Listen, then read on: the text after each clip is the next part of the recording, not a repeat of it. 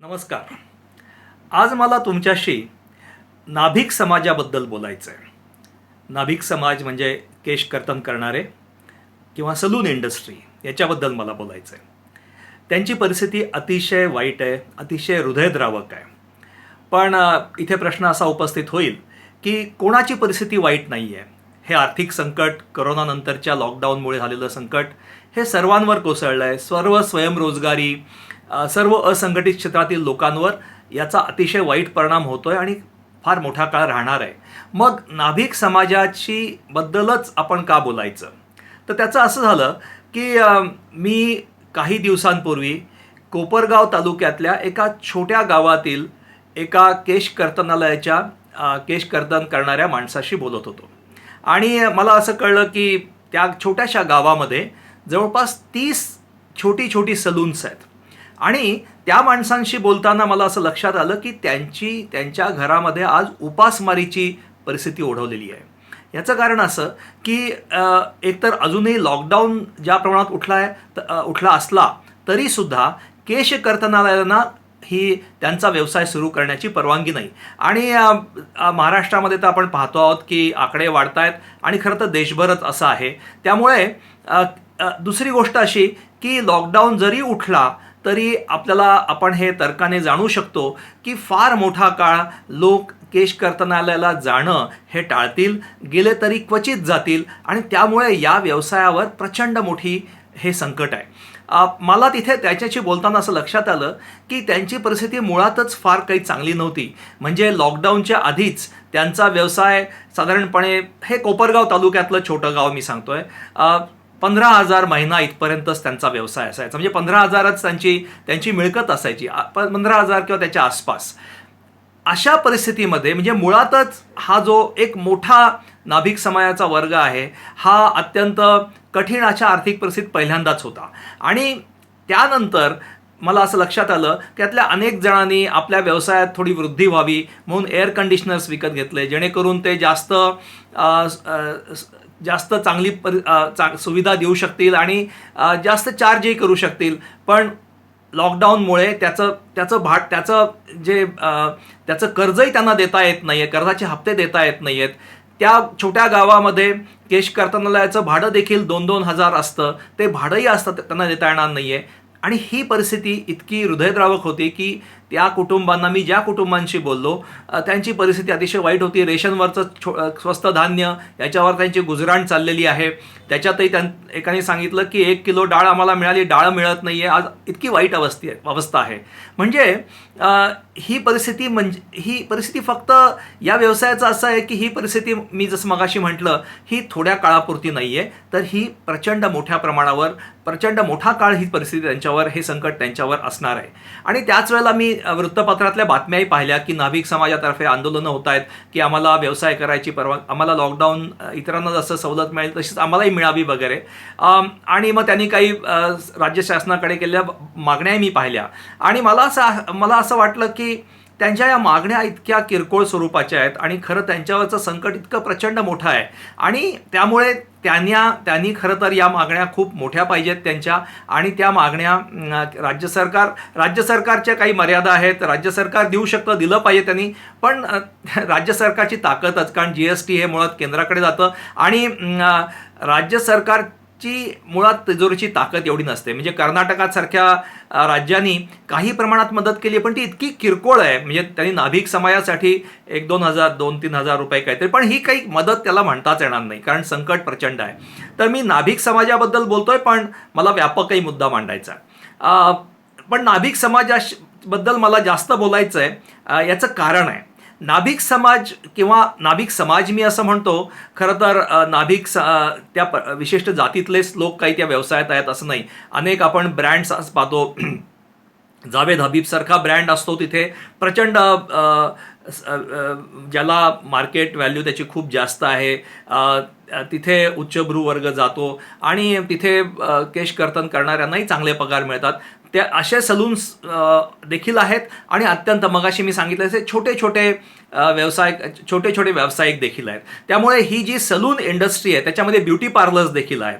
आणि ब्युटी पार्लरचा बद्दलही मला बोलायचं होतं की अलीकडच्या काळामध्ये छोट्या छोट्या गावांमध्ये, अगदी तालुका पातळीवरच्या गावांमध्ये, त्याच्यापेक्षा छोट्या गावामध्ये ब्युटी पार्लर्स उघडण्यात आलेली आहेत. अनेक तरुण मुली याच्यामध्ये आलेल्या आहेत आणि आज त्यांच्यावर प्रचंड मोठं संकट आहे. त्यांनी छोटा मोठा एक कोर्स केलेला असतो ब्युटी पार्लरचा, काही एक भांडवल त्यात घातलेलं असतं, पण त्यांच्यावरचं संकट प्रचंड आहे. आणि ते अनेक, मला माहीत नाही किती काळ चालेल, कारण आपण तर्काने विचार करू शकतो की जिथे माणसं एकमेकाच्या जवळ येतात अशा प्रकारचा हा एक व्यवसाय आहे आणि असं जवळ येणं सोशल डिस्टन्सिंगमुळे, भीतीमुळे लोक टाळणार आहेत.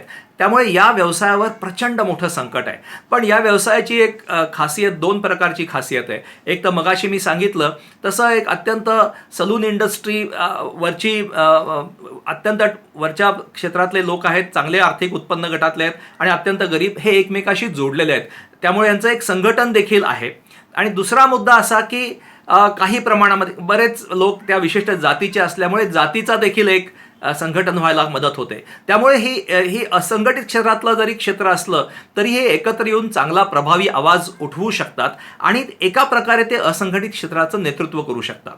मुद्दा इथे असा मला मांडायचा आहे की नाभिक समाजाला किंवा सलून इंडस्ट्रीला किंवा इतर असंघटित क्षेत्राला हेच माहीत नाही आहे की या संकट काळामध्ये सरकार काय देऊ शकतं. केंद्र सरकार, मला इथे केंद्र सरकार म्हणायचं आहे कारण केंद्र सरकार आज अत्यंत प्रबळ आहे. केंद्र सरकारकडे आज जास्त संसाधनं आहेत. ते बाजारातून कर्ज घेऊ शकतात, नोटा छापू शकतात आणि असंच जगभरातील देशांनी केलेलं आहे.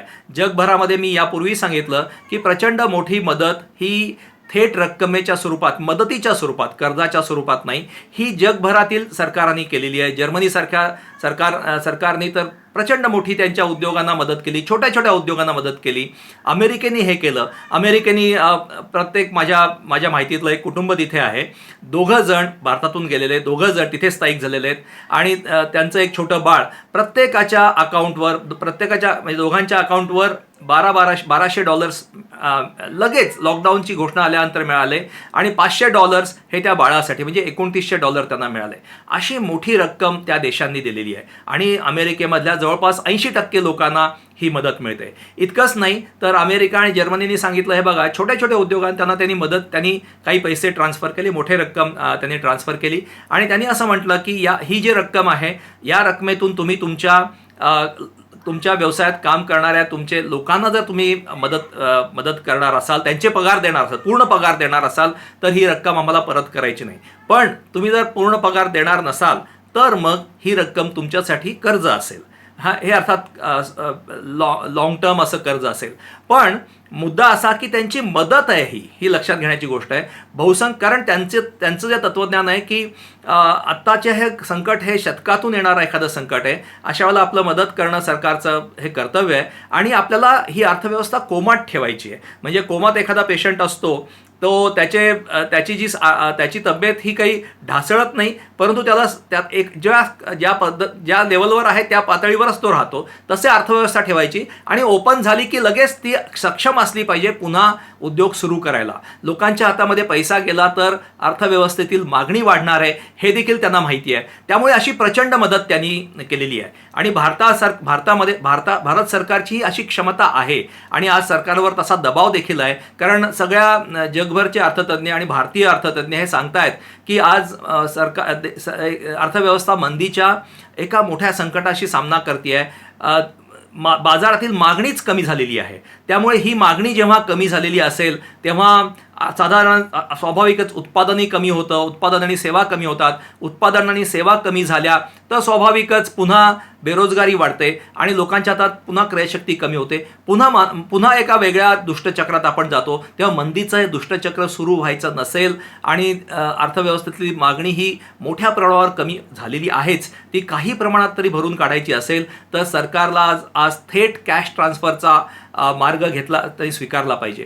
तर आता हे जे म्हणणारे लोक आहेत त्यात प्रख्यात नोबेल पारितोषिक विजेते अभिजित बॅनर्जी आहेत. ते म्हणतात भारत सरकारने 5-6% त्यांच्या राष्ट्रीय उत्पन्नाच्या जरी यासाठी खर्च केले तरी ते समर्थनीय आहे आणि 5-6% म्हणजे प्रचंड रक्कम आहे. मी तुम्हाला सांगतो की 5-6% म्हणजे काय, तर समजा आपण आणि हा परीक्षित घोष यांचा हा आकडा आहे, हे अर्थतज्ञ आहेत मोठे, त्यांनी असं म्हटलं की देशातल्या 66% लोकांना जर आपण 5,000 रुपये महिना असे पुढचे 6 महिने दिले प्रत्येक कुटुंबाला, तरी सुद्धा एकंदरीत खर्च, एकंदर 6 महिन्याचा खर्च हा देशाच्या राष्ट्रीय उत्पन्नाच्या फक्त 3% असेल.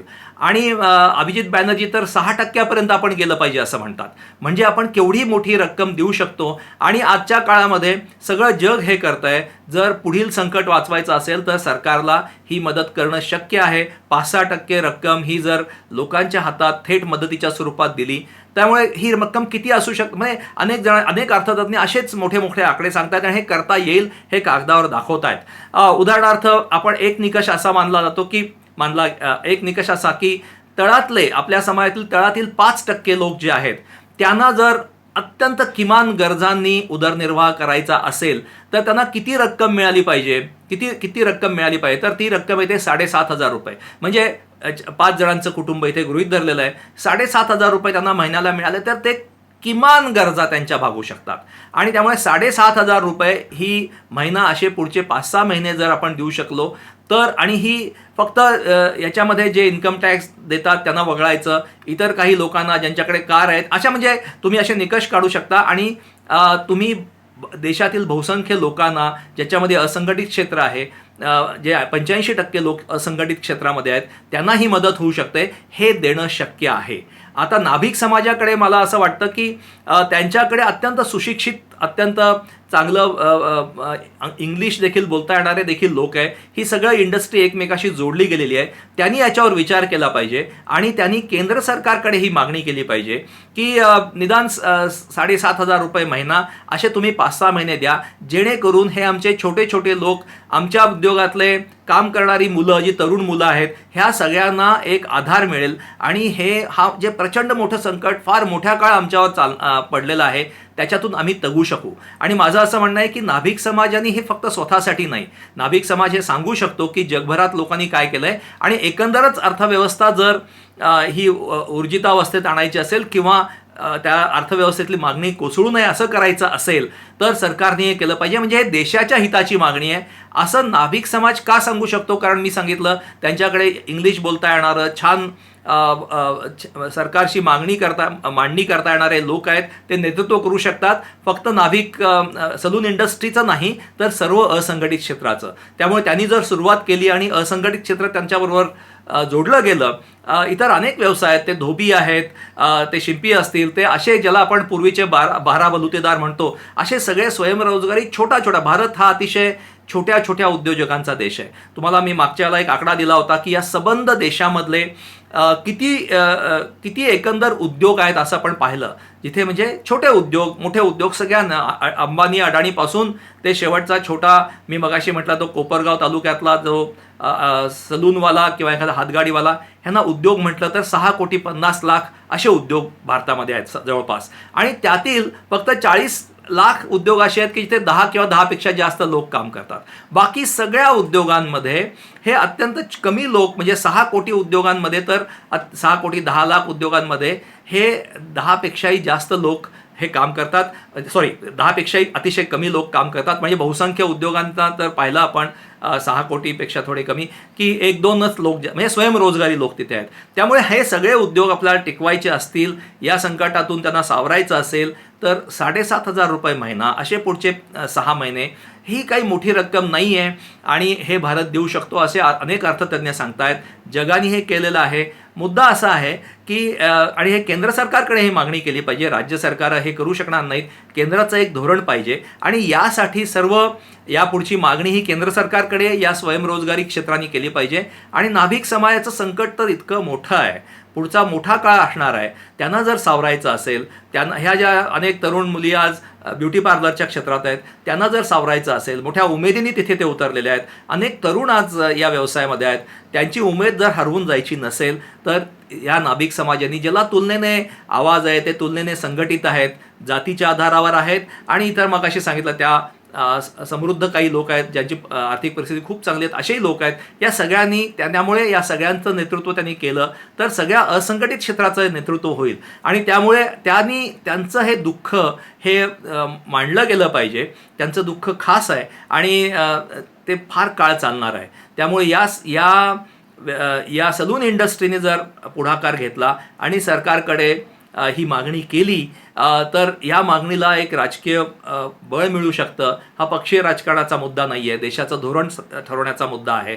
आणि या प्रचंड मोठ्या संकटातून देशाला सावरायचं असेल तर यामध्ये सलून इंडस्ट्री, यामध्ये नाभिक समाज एक मोठी भूमिका बजावू शकतो. धन्यवाद.